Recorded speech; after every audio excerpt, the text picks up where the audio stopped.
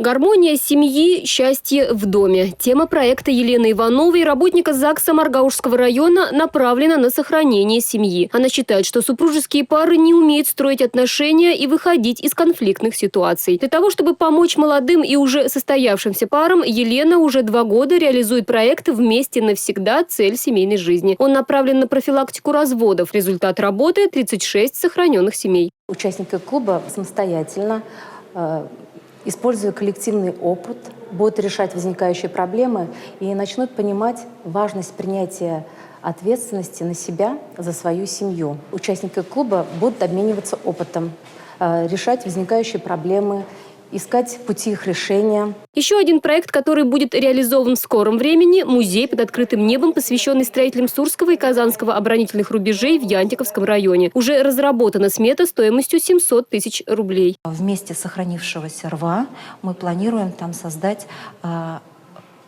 окопы, блиндажи, доты, дзоты, чтобы учащиеся, любые посетители могли увидеть, потрогать, оказаться в том времени и, возможно, у них возникнет желание дополнительно изучать историю.